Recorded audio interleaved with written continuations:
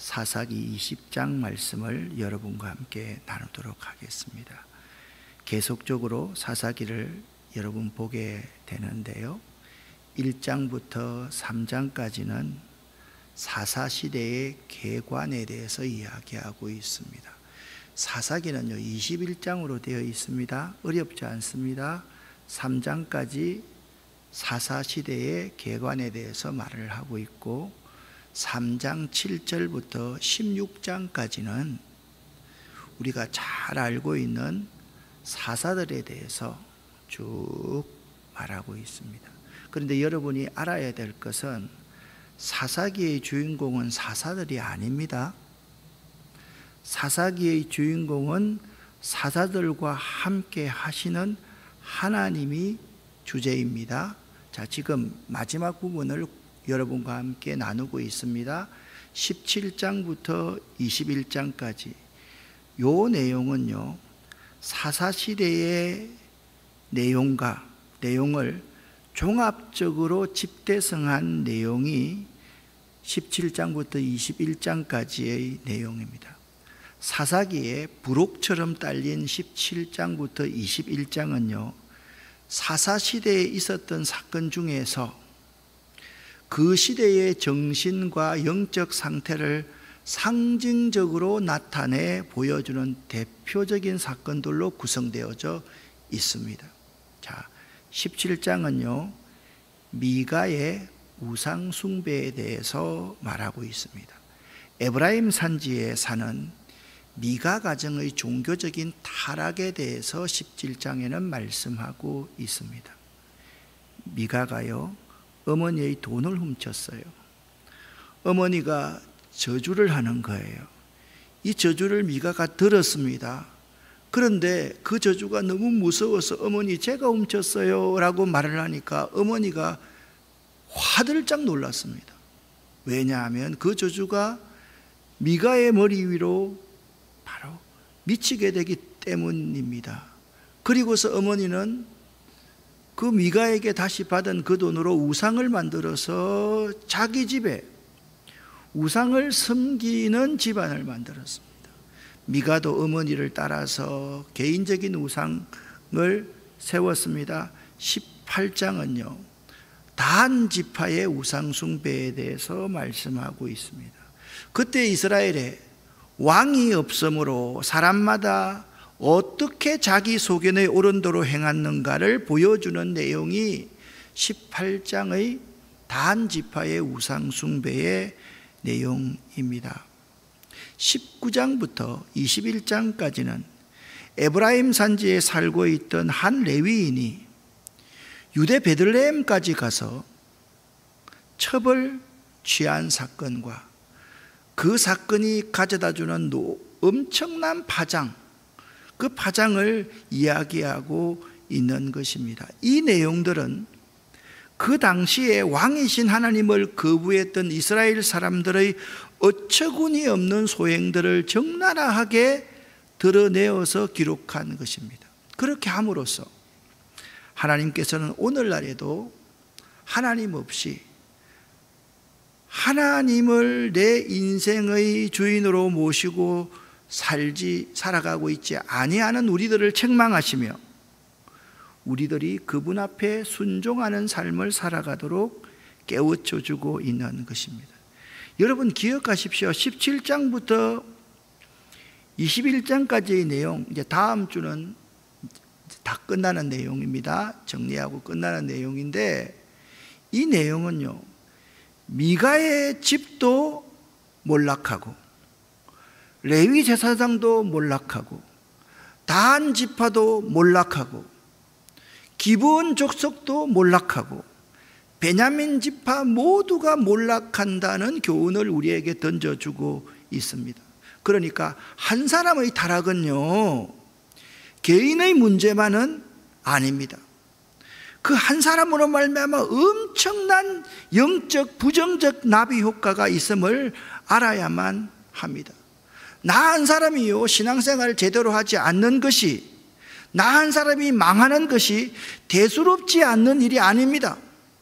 나 한 사람으로 말미암아 전체 공동체가 함께 망할 수 있다는 사실을 우리는 잊어서는 안 됩니다.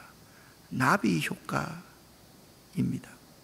나비의 작은 날갯짓처럼 미세한 변화가 저쪽 대륙에서 일어난 것 같지만은 이 미세한 나비의 이 날갯짓 하나는 대수롭지 않지만 여러 나비가 이렇게 날갯짓을 하면 추후에 예상치 못한 엄청난 결과가 일어난다. 그것이 나비 효과입니다. 나 한 사람이요, 지금도 마찬가지입니다. 이 운양동에서 나 한 사람이 영적으로 타락했을 때 운양동 지역에 미칠 수 있는 영적 타락의 나비 효과에 대해서 우리는 결코 간과해서는 안 되는 것입니다.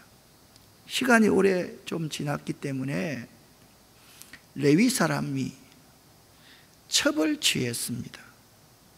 말이 안 되지요. 17장부터 21장까지의 내용은요, 말이 되는 일은 하나도 없습니다. 전부 다 말도 안 되는 이야기들을 언급해 놓고 있습니다. 그런데 그 말도 안 되는 이야기가 그 시대의 모든 사람들의 주류들의 행위였다.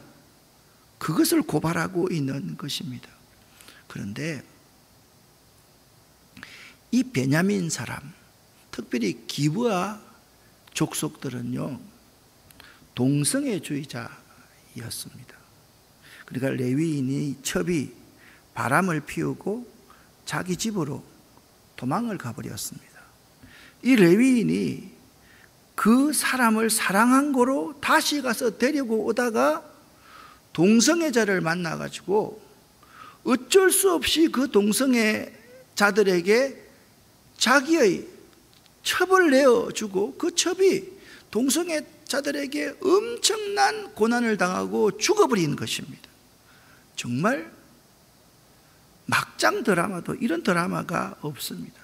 여러분, 우리들이요, 세상의 안락에 취하면 죄의 올무에 빠지게 된다라는 점을 알아야만 합니다. 여기 기브온 거민들, 베냐민 지파 안에 있던 기브온 거민들은요, 하나님이 허락하신 땅에 들어가서요, 하나님의 방법대로 인생을 살지 않고 그 현지인들과 함께 어우러져서 그들의 생활을 그대로 고스란히 본받으면서 그들과 함께 즐기며 사는 것으로 만족해하며 살고 있었습니다. 그들은요, 이방인들보다 더 나쁜 행동을 서슴지 않고 짐승처럼 행하는 사람들이었습니다. 어떤 사람이요? 베냐민 지파 안에 기브온 족속들이었습니다. 이스라엘 백성들은요, 손님을 대접하는 것이 그들의 일상에 굉장히 중요한 면이었습니다. 나그네를 대접하는 것. 그런데 이 기브아 거민이 살고 있는 베냐민 지파 안에서 한 노인이 이 레위인과 그 첩의 일행을 자기 집으로 영접합니다. 그런데 그 이상한 동성애주의자들이 와서 누구를 내놓으라 하면 레위인을 내놓으라고 하는 것입니다. 하나님을 떠난 사람들이 하는 일들은 얼마나 언제든지 이와 같은 부끄러운 짓입니다. 오늘날도 마찬가지입니다. 우리는요, 동성애자들을 혐오하고 그들을 저주하는 사람이 되어서는 안 됩니다. 그들도 하나님의 구원 안에 있기 때문에 그렇습니다. 그런데 중요한 것은 우리들은 동성애를 결코 용납할 수 없다라는 사실을 알아야만 됩니다. 그런데 더 꼴불견인 것은 그 레위 사람이 자기 첩이 죽었는데요, 그 첩의 시신을 12조각을 내서, 여러분, 이 말이 됩니까? 오늘날 지금 텔레비전 상에 일어나고 있는 그러한 일들 아닙니까? 12조각을 내서 각 지파에게 시신을요, 머리, 다리, 팔 이렇게 보내는 거예요. 그러니까 온 나라가 발칵 뒤집어졌습니다. 온 이스라엘이 레위인으로부터 이 사건의 설명을 듣는데 온 나라가 다 뒤집어졌습니다. 이루어진 것입니다. 같이 한번 1절부터 6절까지를 쉬운 성경으로 한번 읽어보겠습니다.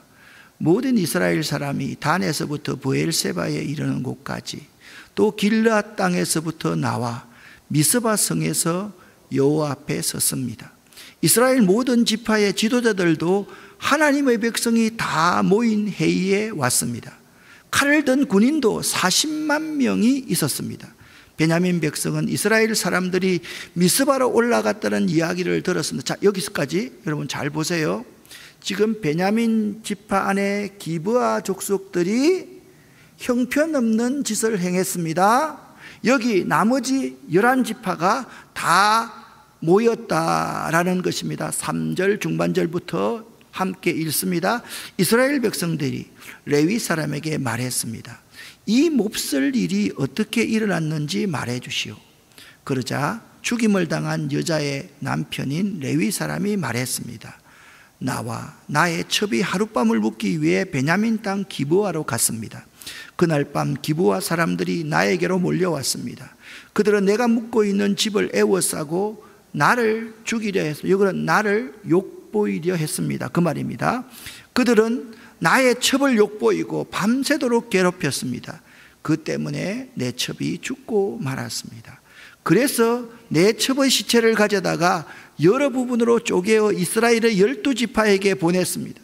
베냐민 사람이 이스라엘 안에서 음란하고 끔찍한 짓을 저질렀음을 보여드리기 위해서 시신을 찢어서 12지파에게 보냈다, 그렇게 말씀하고 있습니다. 분노가 그 회의장에 끌어오르기 시작했습니다. 우리가 어떻게 해야 할지 여러분들의 의견을 말씀해 주세요. 그러자 모든 백성이 한결같이 자리에 앉아있지 않고 일어나서 부르짖기 시작합니다. 우리 중에 한 사람도 집으로 돌아가지 않겠다. 우리는 기브아를 칠 것이며 이 일을 위해 제비를 뽑겠다. 우리는 군사를 모으겠다. 그리고 베냐민의 기브아 성으로 가서 그들이 이스라엘에게서 끔찍한 일을 행한 것을 그대로 갚아줄 것이다.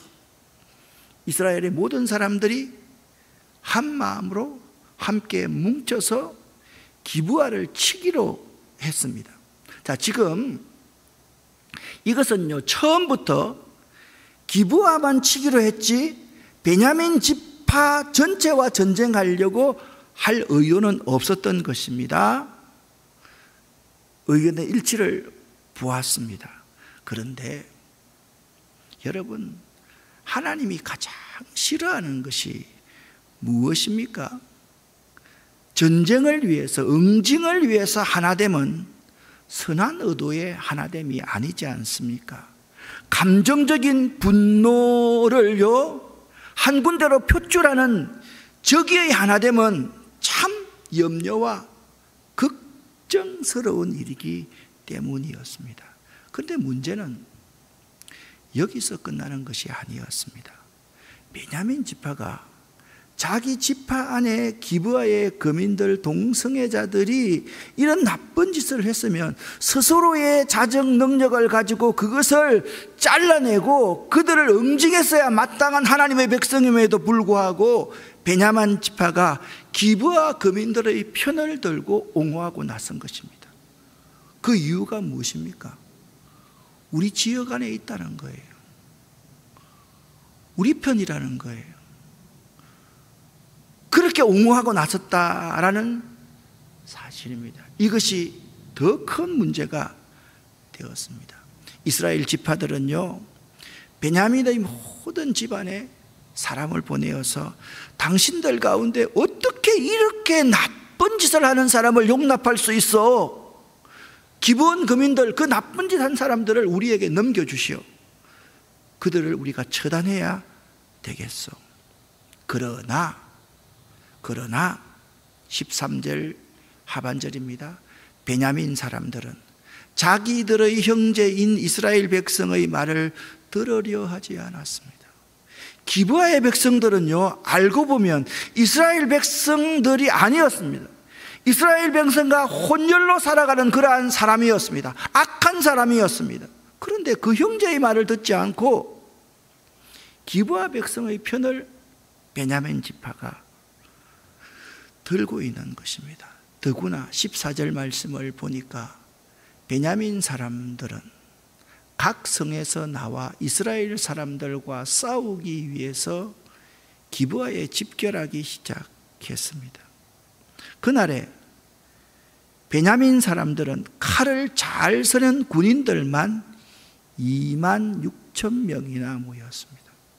또한 기브아에서도 700명을 뽑아 나왔습니다. 그러니까 베냐민 지파의 군사들은 26,000 몇 명요? 700명이었다. 특별히 기브아에 이 칼을 쓰는 왼손잡이들, 이런 사람들은 오늘날 말하면 거의 특수부대. 지금 우크라이나와 전쟁하고 있는데요, 외인 용병들처럼 특수부대 사람들이 700명이나 있는 사람이었습니다. 그들을 16절에 이렇게 표현하고 있습니다. 700명은 왼손잡이들이었는데 물매로 돌을 던져 정확하게 만드는 사람들. 오늘날로 말하면 어떤 사람이에요? 저격수였습니다. 한 방에 상대의 정수리를 맞춰서 다 죽일 수 있는 능력이 있는 사람들이 기브아에서 온 700명이었다. 그렇게 말씀하고 있습니다. 여러분, 여호수아서 18장 말씀을 보면요, 베냐민 지파의 기업 분배에 대해서 나옵니다. 베냐민 지파의 영토는요, 남북을 잇는 전략상의 아주 주요 도로상에 위치해 있어서 역사상에 분쟁의 빈도가 매우 많았습니다. 다윗이 전쟁을 할 때도 다윗의 편을 들었던 사람이 누구냐 하면 베냐민 지파였습니다. 여러분 한번 이 지도를 보시기를 바랍니다. 이 지도를 여러분 잘 보면요, 베냐민이 여기에 있었습니다. 여기가 갈릴리 호수 아닙니까? 여기가 요단강입니다. 여기가 사해입니다. 그러니까 요단강 동편과 요단강 서편을 이어주는 아주 중요한 길목에 이 자그마한 베냐민 지파가 있었는데, 유다 족속과 여기는 어떤 요셉 족속 지파, 그러니까 남 12지파 가운데 가장 강력한 유다 지파와 요셉 지파, 이 사이에 끼어 있는 지파가 베냐민 지파였기 때문에 베냐민 지파는요, 호전적일 수밖에 없습니다. 너무 중요한 요지에 있기 때문에 누구든지 베냐민 지파 땅을 점령하면 자기 지파의 세를 확장시킬 수 있었기 때문이었습니다. 창세기 49장에 보면 야곱이 그의 12아들에게 축복 기도를 하는데 베냐민 지파에게 이렇게 축복 기도를 합니다. 베냐민은 물어뜯는 일이다. 아침에는 빼앗은 것을 삼키고 저녁에는 움킨 것을 나눌 것이다 라고 표현을 하면서 베냐민 지파가 아주 호전적이다. 그러니까 베냐민 지파는요, 야, 나머지 11지파와 우리가 싸워도 26,700명 정도만 있으면 우리가 이길 수 있어, 그렇게 생각하는 사람들이었다라는 거죠. 여러분 여기 한번 보십시오. 자, 레위인과 그 첩도 정상이 아니죠. 맞죠? 기본 족속들 가운데서 동성애를 하면서 성 폭행을 하는 이들도 정상이 아니죠. 맞죠? 그러면 기브온 지파의 편을 듣는 베냐민도 정상이 아니죠. 그 형제와 전쟁을 하려고 하는 이스라엘의 11지파도 정상이 아니지요. 그러니까 사사기 20장의 내용은요, 모두가 다 자기 소견의 옳은 대로만 행하고 있었다, 그 점을 말씀하고 있는 거예요. 이들처럼 우리들도 나의 명분과 이익과 자존심을 위하여 신앙을 가지거나 하나님의 이름을 사용하고 도용하고 있지 않는지를 한번 돌아보아야만 합니다. 이쪽에는 하나님의 이름으로 다른 사람을 단죄해서 죽이려고 하고, 이쪽에는 악한 세력이 자기 편이라고 해가지고 또 싸우려고 하는 이런 현대에서 일어날 수 있는 모든 일들이 여기에 다 나와 있다라는 거죠. 그런데요, 이 전쟁이 3번 했어요. 자, 여러분들 같으면 답을 적어놓고 질문합니다. 답을 적어놓고 질문합니다. 3번 전쟁했는데 처음 2번 전쟁에서는 누가 이겼을까요? 베냐민 지파가 이겼습니다. 11지파와 함께 전쟁을 했는데 말입니다. 3번째 싸움에서는 이스라엘의 11지파가 이겼어요. 여러분, 이 전쟁에서 3번 싸움했는데 2번은 나쁜 놈이 이겼고 1번은 좋은 놈이 이겼다. 이게 아니잖아요. 그렇잖아요. 이쪽에게 2번의 승리를 주고 베냐민에게 2번씩이나 짓밟히게 만들고 마지막에 이쪽에서 베냐민을 짓밟는 그런 전쟁의 결과를 가져왔다라는 점이 매우 중요합니다. 이스라엘의 11지파는요 4만 명이나 죽습니다. 그리고 3번째 전쟁에서 베냐민 지파의 남자들을 씨를 말려버립니다. 그리고 나중에요 어떻게 되는 줄 알아요? 이스라엘 11지파가 막 펑펑 울면서 베냐민 지파의 남자들을 구워줍니다. 이 기브아에 있었던 이 엄청난 사건, 이 사건이 온 나라가 이렇게도 어지러운 지경에 있었다라는 것을 우리에게 잘 보여주고 있는 것입니다. 보통 우리가 생각할 때는 이렇게 생각할 수가 있어요.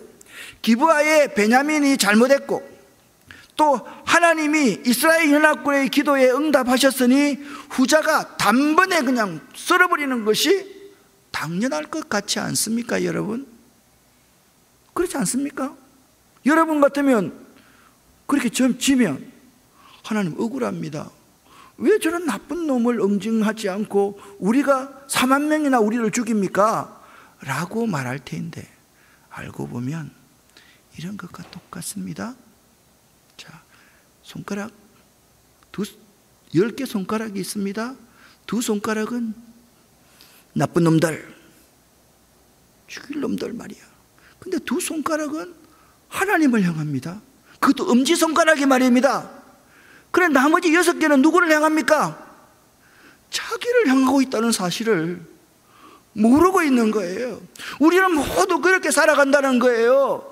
상대방이 나쁘다고 자꾸 하면서 그 인간의 죄악의 죄성을 하나님 탓으로 돌리고요, 자기는 더 나쁜 사람이 그걸 나쁜 사람이라는 것을 모르는 것이 우리들의 모습이다 라는 거죠.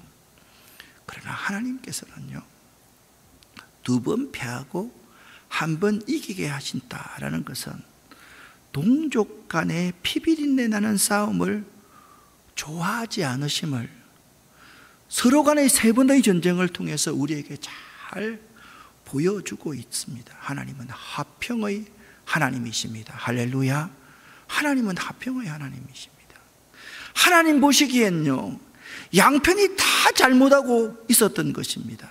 그러므로 처음 2번은 베냐민을 통해서 이스라엘을 치시고 마지막 싸움에서는 이스라엘을 통해서 베냐민 지파를 멸절시키고 있는 모습을 우리에게 잘 보여주고 있는 것입니다. 그런데도 모두 다 하나님 앞에 돌이키지 않습니다. 여러분 생각하면 한 번 지면 11지파가 회개해야 되지 않겠습니까? 여러분 다른 사람 막 정죄하고 내가 옳다고 어렵게 생각하고 돌 들고 막 칠라 그러는데 한 번 집니다. 그러면 그때 하나님 잘못했습니다. 내 죄가 뭐가 있습니까? 라고 한번 돌이켜봐야 되지 않겠습니까, 여러분? 이스라엘 지파들은요 전혀 하나님 앞에 돌이키지 않습니다. 베냐민 지파는 더욱더 호전적으로 나아갑니다. 베냐민 지파는 2번의 승리에 도취되었어요. 하나님이 자기 편으로 착각하고 있는 거예요. 나쁜 짓 하고 나쁜 것을 옹호하면서도 하나님은 내 편이라고 승리에 도취되어 있었습니다. 그리고요 이스라엘의 연합군은 뭐 하고 있는 줄 아십니까? 나름대로의 종교적 행위만 더 열심히 해갈 분이었습니다. 이것을 제가 찾아보니까 18절 말씀에 처음엔 하나님께 묻습니다. 23절 말씀을 보니까 그 다음에는 저물도록 11지파의 백성들이 운 후에 다시 하나님께 물었다라고 말씀하고 있습니다. 세 번째는 언약궤까지 갖다 놓고 하나님의 임재의 상징인 언약궤를 갖다 놓고 남이 저물도록 금식하고 번제와 화목제를 드리며 울고 있었던 것입니다. 자, 여러분, 하나님께 물었다, 하루 종일 울고 또 물었다, 언약궤를 갖다 놓고 번제와 화목제를 드리며 울었다. 이게 나쁜 건 아니지 않습니까, 여러분? 좋은 거잖아요. 근데 하나님은 이것보다 무엇을 먼저 원하시고 계시는 것입니까? 알아야 됩니다. 먼저가 무엇입니까? 하나님이 요구하시고 기뻐하시는 대로 삶을 살아가는 것이 우선입니다. 하나님을 우선하지 않고 종교적인 행위로만 하나님을 대신하여서는 안 됩니다. 오늘날 많은 그리스도인들이 하나님을 우선하지 않고 종교적인 행위만 가지고 회개하지 않고 말입니다, 돌이키지 않고 말입니다, 하나님 앞에 바로 서지 않고 그렇게 신앙생활하는 사람들이 너무나도 많이 있다라는 거죠. 어려울수록 돌이켜서 하나님 앞에서 나의 죄성을 보지 않고 종교적 행위를 더 짙게 하고 거창하고 화려하게 금만 번져한 신앙생활이 중요한 게 아닌 겁니다. 예를 들어 봅시다. 우리 교회가 30주년을 맞이했다고 하면 칩시다. 30주년 기념으로 막 페스티벌을 합니다. 나는 그런 거 좋지 않다고 생각합니다. 30주년을 맞이했을 때 우리 자신을 한번 돌이켜보는 거예요. 30년 동안 하나님이 우리에게 은혜와 긍휼을 베풀어 주셨고 많은 것을 축복하셨는데 우리는 하나님 앞에 어떤 자세로 살아왔는가, 우리의 이웃들을 어떻게 섬기고 보살폈는가, 땅끝까지 주의 복음을 전가하였는가, 하나님의 정인이 되고 살면서 살았는가, 이것을 돌이켜보면서 회개하는 우리가 되어야 되지 않겠습니까, 여러분? 그런데 오늘날 우리들의 교회의 모습을 보면 자꾸 30주년 책 만들어내고 전규택 목사의 업적이 대단했습니다. 애나 꽃감마 대추야. 뭐 대단해? 뭐 한 일이 있어요? 뭐 잘한 게 있어요? 아무것도 잘한 것이 없는데요, 여러분. 하나님의 은혜가 아니면 한순간도 여기서 설교할 수도 없었던 걸요. 그걸 자랑하고 있으면서 하나님 앞에 종교적인 행위만 거창하고 화려하게 하고 있지 않는지 여러분과 제가 한번 돌아볼 수 있어야만 합니다. 무엇이 하나님께서 원하시는 것입니까? 사랑으로 행하는 것 아니겠습니까? 다른 사람을 나보다 더 존중하는 것 아니겠습니까? 다른 사람이 원하지 않는데 강제로 그 사람을 죽음 가운데로 몰아내는 그런 행위를 하지 않는 것 아니겠습니까? 배려하는 것 아니겠습니까? 한 백성 간에 한 가족 간에 화평을 유지하도록 힘쓰는 것이 하나님이 기뻐하시는 것임을 알아야 될 터인데 그건 하지 않고 묻고 밤새도록 금식하면서 또 울면서 묻고 번제를 갖다 놓고 언약궤를 갖다 놓고 번제와 희생제물을 드리면서 또 울었다고 해서 하나님이 우리를 기뻐하시는 것이 아니라는 사실을 우리는 모르고 있다라는 거예요. 이 그림을 한번 보시기를 바랍니다. 러시아와 우크라이나의 전쟁입니다. 제가 이번에 유라시아 지역에 갔다 왔지 않습니까? 그런데요, 선교사님들이 다 정상적으로 강의 들으러 왔더라고요. 너무 놀랐습니다. 아니, 전쟁 중인데 이렇게 올 수 있어요? 그러니까 그들 중에 뭐라고 하는지 아십니까? 왜 여러분들은 CNN의 관점으로만 이 전쟁을 바라보십니까? 러시아의 관점으로 이 전쟁을 바라볼 수는 없는 것입니까? 그러면서 러시아는 러시아의 입장이 있고 미국은 미국의 입장이 있다는 거예요. 깜짝 놀랐습니다. 그리고요, 러시아에서는 전쟁하는 게 아니래요. 모든 게 일상의 90%는 그냥 돌아간대요. 단지 우리의 잃었던 영토를 수복하는 것, 이 정도 되는데 뭐 그거 가지고 난리냐라고 생각한다는 거예요. 여러분 한번 보십시오.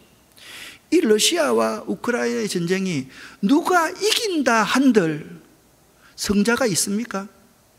자, 우리나라와 북한이 싸워서 우리가 이깁니다. 그럼 우리는 안 당하겠습니까? 우리가 10개로 폭격하면 자기들이 1개 폭격해가지고 우리 가운데 얼마나 많은 사람들이 죽게 될 것이고 생명의 모든 터전을 잃게 될 것이고 여성들과 어린아이들이 얼마나 많은 고통을 당하겠습니까? 우리의 젊은이들이 다 죽지 않겠습니까? 그게 하니까요, 러시아에 오선 젊은이들이 집을 얻으러 많이 옆 나라로 와가지고 집값이 엄청나게 올라 있어요. 바로 옆집에 그런 사람들이 살고 있어요. 여러분, 전쟁이라는 것은요, 우리가 이길 수 있어. 이기면 뭐합니까? 이기면 우리도 얻어맞고 우리도 죽는 걸요. 우리의 자녀 가운데 끌려가고요, 우리의 자녀 가운데 어려움을 당하게 되고요. 그러기 때문에 지금 베냐민과 11지파의 전쟁은 성자 없는 전쟁이라는 사실을 사람들은 모르는 거예요.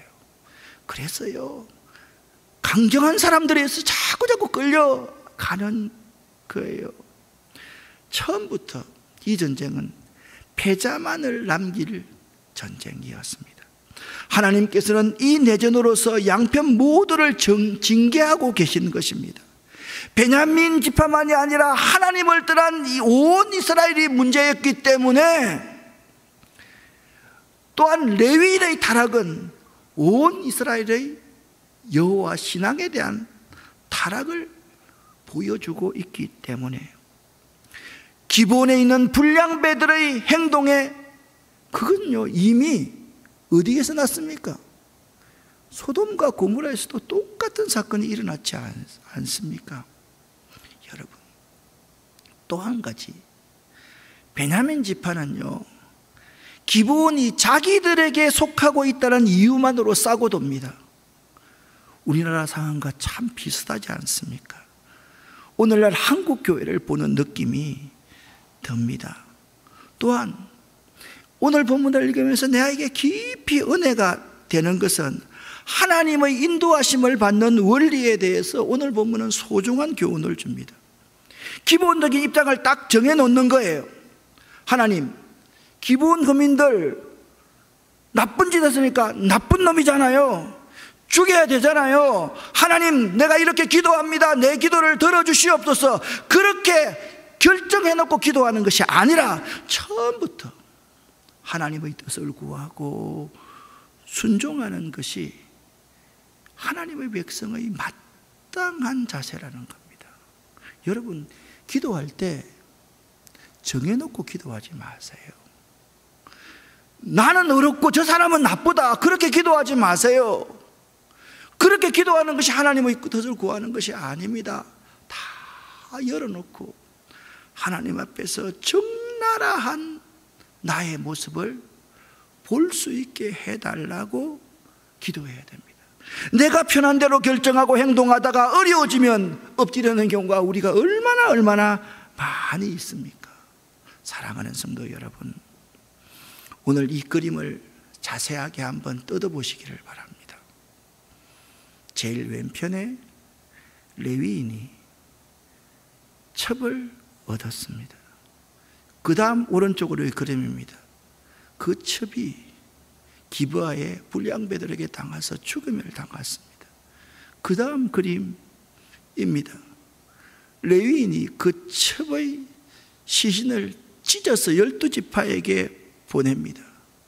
자, 그 첩 아래에 기브온의 불량배들이 이렇게 레위인을 내놓으라고 그렇게 말하고 있습니다. 오른쪽 아래 1, 2차 전쟁에서 베냐민이 승리하고 승리에 도취되어 있는 장편이 여러분의 제일 오른쪽 그림입니다. 중간에 칼라 부분은 나머지 11지파가 이스라엘 연합군이 베냐민 지파의 남자들을 하나도 남기지 않고 실을 다 말려버리는 그림입니다. 여러분, 기브아를 기억할 수 있기를 예수 이름으로 간절히 부탁을 드립니다. 한번 따라합시다. 내 인생의 기브아를 기억하라. 여러분, 꼭 내 인생의 그 제약의 자리, 내 편리할 대로 생각하는 그 기브아의 그 자리를 꼭 기억하면서 평생 살아갈 수 있기를 예수 이름으로 간절히 축원합니다. 기도하겠습니다. 하나님 아버지, 저희들이 베냐민 지파도 되고 이스라엘 연합군도 됩니다. 저희들이 가해자도 되고 저희들이 피해자도 됩니다. 우리가 정해놓고 하나님 앞에 기도할 때가 많습니다. 우리들이 오늘 이 기브아의 이 사건을 꼭 매 순간 기억할 수 있도록 도와주시옵소서. 오늘 저녁 기도하는 우리 모두에게 하나님, 이 종이 두 손 들고 이들을 축복하면서 기도하오니 하나님의 성령을 내려 주시옵소서. 기도의 문을 열어 주시옵소서. 기도하는 모든 제목에 응답받을 수 있도록 도와주시옵소서. 예수 그리스도 이름으로 축복하옵고 간절히 기도 올립니다. 아멘.